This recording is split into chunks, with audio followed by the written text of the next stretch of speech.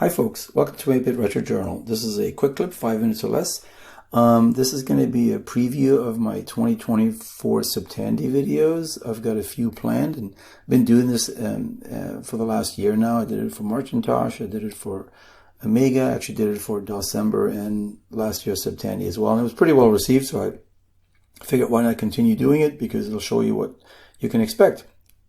And please do support Septandi. These are wonderful. These are all wonderful events. I really like Septandi because it gives me a chance to look at these old computers. So the first thing I'm going to work on is this. This is my printer interface, and again, I've shown this. I've shown this a bunch of times on my channel. This is actually the case is broken. I've got the felt came off. I think it was sort of welded on here. I'm trying to figure out how to put it back. Someone said to get fabric glue, which I got this fabric tack. I'm also thinking of crazy glue, so that might be a quick clip if I can get it fixed or not. But the more in-depth video will be on this printer interface. I actually located this. I didn't know if I've shown this on my channel before, but this is the printer cassette interface manual.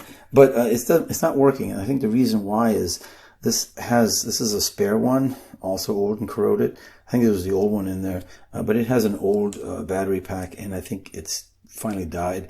And it might be shorting because even when I plug it in, I get nothing. And so what I want to do is I want to take it out. And I'm not sure if it can run without one or not, if it needs a little bit of juice to buffer to get it going. But I'm going to buy one of these, except in the long form, and try to see if I can put it in with some NiCads to where I can, new NiCads, where I can just take them in and out and not leave them stored in. And that way, you know, the thing I really liked about the original cassette interface that came with this is it actually had removable batteries, but this, for whatever reason, this printer interface, they decided to make rechargeable ones. So in any case, that's going to be one of the first things I work on for Septandi, but let's take this out of here for a sec.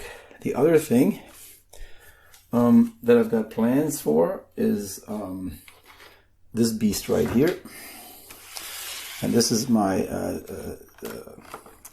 Tandy, it's a 1110 HD, and I've taken it apart, and last year I tried to get ROMs to work to see if I could get the, because this is not the HD version doesn't have the internal bootable ROMs with DeskMate. I couldn't figure it out, and I did take this disk out of here. And I do have an SD to IDE interface. This is an IDE drive, but I've been told that this is an 8-bit IDE versus a 16-bit, so it won't work. Does anybody know anything about that? Because that's the first I've heard of it. So I'm going to try, since those IDE drives to SD drives are so cheap. But and then the floppy, though, is what I'm going to fix for this one for sure. And I have these. I showed these when I did my cassette revamp my cassette deck, and the floppy that comes in here has a very special connector, so I need to use it. I can't put any old floppy in, but it's a belt drive one, and the belt's bad, so I'm going to replace the belt and at least get it to finally boot with a floppy MS-DOS.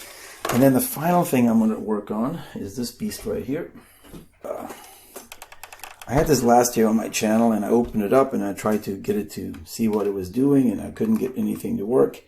I've been told that it's bad RAM, so I've ordered some, and if I can get this to work, I will also clean it up and see if, play some games and stuff on it. So right now I haven't used this at all. It powers up, so it's not a power supply. The caps all look good, but I think one of the RAM chips is bad. So that's the other thing I'm working on.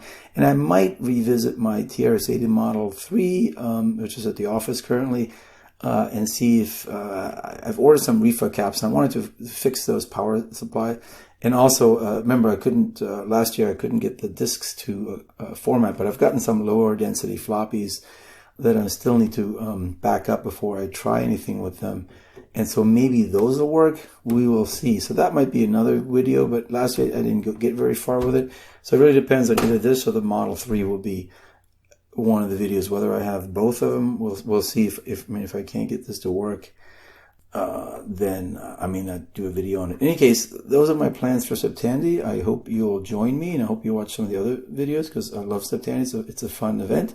So thanks for joining me, and I'll see you soon.